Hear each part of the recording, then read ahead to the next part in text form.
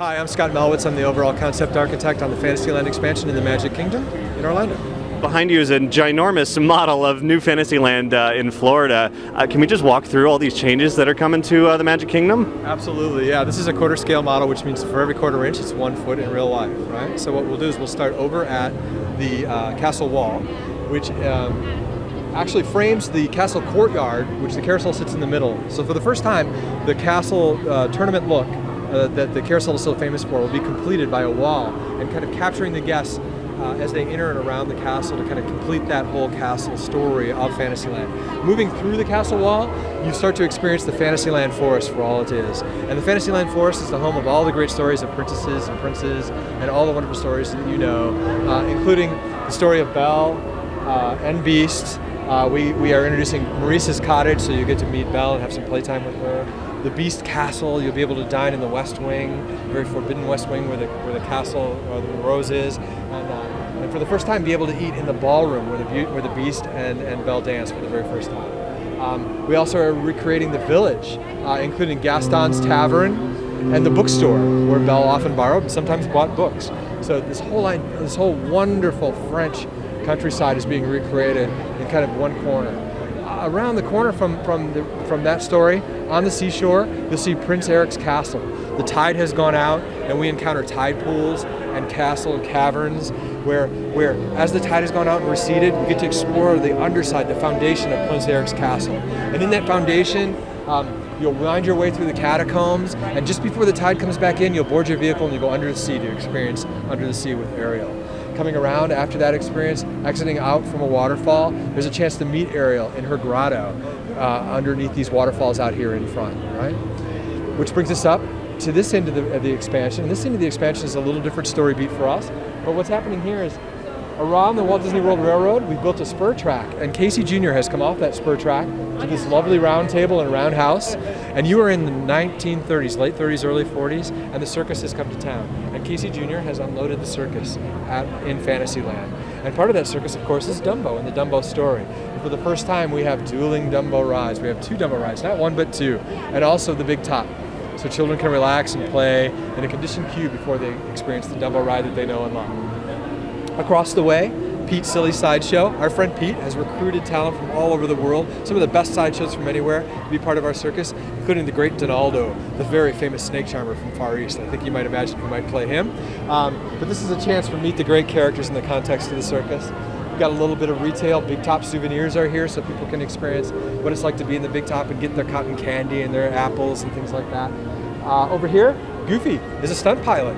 He's an air racer, a stunt pilot in the circus, and he, on the Great Goofini, barnstorms his way through an existing barn and around a very huge icon for the area, a big air racing pylon, and you're being able to experience barnstorming with Goofy. In the center of our land, perhaps the most interesting and certainly the piece that is capturing the imagination here at D23 is the Seven Dwarfs Mine Coaster. And this is the story of the Seven Dwarfs, boarding an ore car in the mine, and then moving over the countryside, up this lift, and down, before you go back into the mine and experience the dwarfs working in the mine around the countryside. And just mirroring this kinetic energy of the mine train, the kinetic energy of this ride is wonderful, and a wonderful completion of all the great stories that we have in Fantasyland. Don't want to leave Pooh out, because Pooh belongs in the forest, and we have put him in the forest, and if you encounter the park today, you'll see the 100-acre wood and how it embraces the Pooh attraction, and how you can see the fantasy forest, the first inklings of the fantasy forest coming to be, and you can imagine how that kind of level of detail and that level of planning will bridge the street and really complete the story of the Fantasyland forest at Fantasyland in the Magic Kingdom. Could you repeat that? Sorry, I missed. No, I'm kidding. Yeah, exactly. Top, right? Yeah, no, clearly a lot involved in new Fantasyland.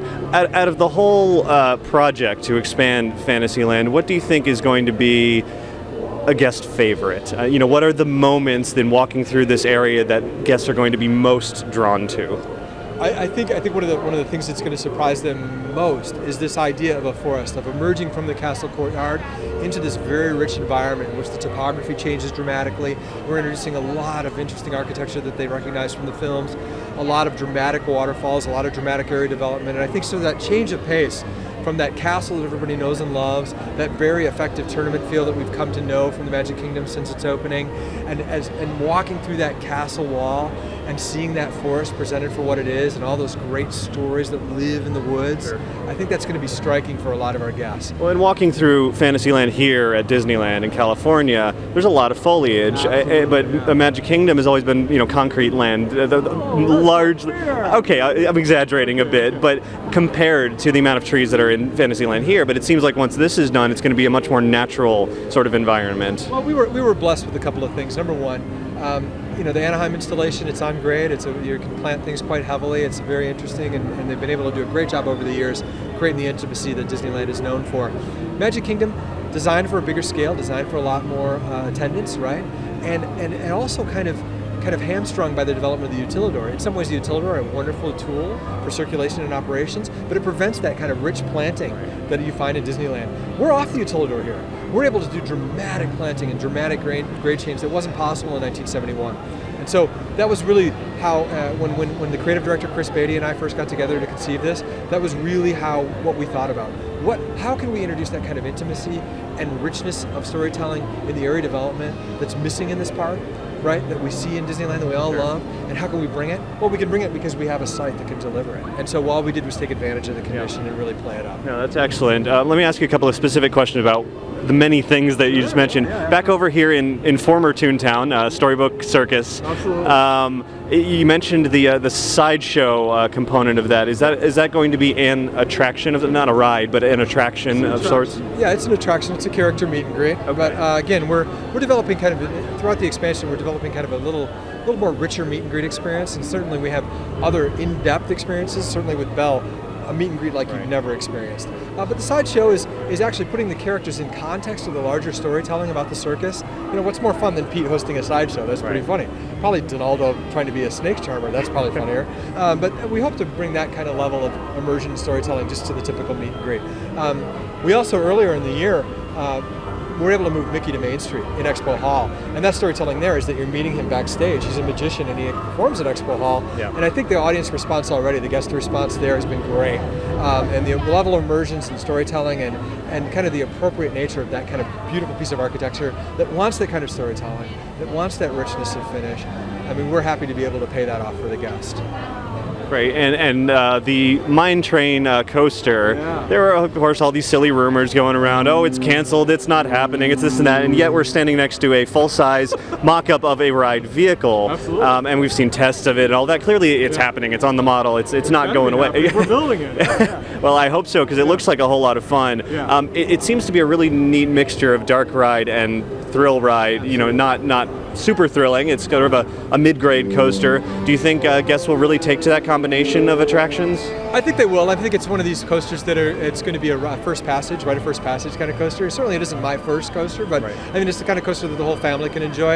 I think what's innovative about it is not only the storytelling from an external standpoint, being able to walk past the Snow White Cottage, to touch the mine, to be in the mine, to experience all that. But the ride vehicle being so innovative, in the way that it moves like an Aura car, its free-swinging nature actually is going to help us not only tell the story of an Aura car, but also give that little bit of, oh my gosh, are we out of control? It's going to add a little extra thrill to the ride. I mean, I'm looking at it over here, and it looks very rocky. Yeah, it's a little rocky. I mean, not too much, but I mean the actual yoke that you're seeing here that is attached to the wheel and harness assembly on the tracks, that stays fixed. And what happens? It's a pinpoint. You can just see it's being demonstrated now.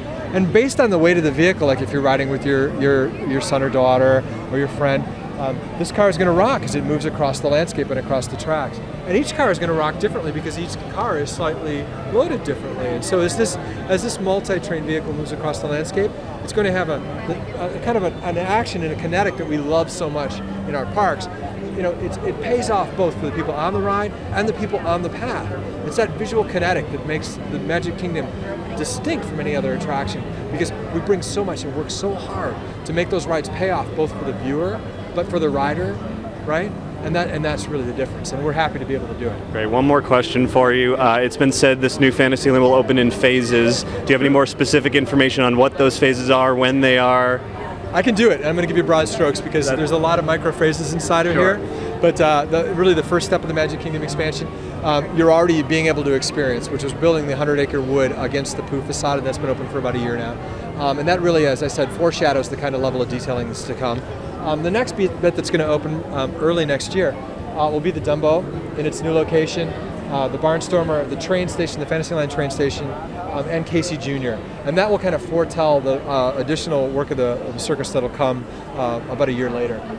Late in 12, late next year, the Mermaid attraction, the Village, the Be Our Guest restaurant, the Bell attraction, and the Castle Wall will come up. And so really what we'll have is the whole expansion around the backside over to Fantasyland Station open, with the exception of the coaster, because we're building a new coaster. This is new technology, this is a new ride system. We're going to need some time to get it right. Yeah. So that coaster will follow on probably another year or so later after that. So guests visiting Magic Kingdom will get a bit of a California adventure experience for a while, with a lot of construction walls. Yeah, well, I mean, I think it's going to be a little more forgiving than that. We're going to go to great pains than we currently are now. If you were to visit there today, there's a construction wall right across from Pooh. What's exciting about that construction wall? They're construction walls, but you get to see over them to some of the rock work being finished at the castle at Ariel, some of the rock work being finished at Belle. Beast Castle's already in position in full paint, and I think it's important for the guests to see that. There's a lot of activity going inside. I think one of the challenges we'll have in opening that north side of the expansion is how to keep that coaster construction and that level of detail trimmed out and finished out as we're allowing guests to circulate around that construction, because we're really building that coaster on an island in the center of our expansion. So, a lot to come. I look forward to seeing it all evolve over the next couple of years. Great. Thank you. Thanks for coming.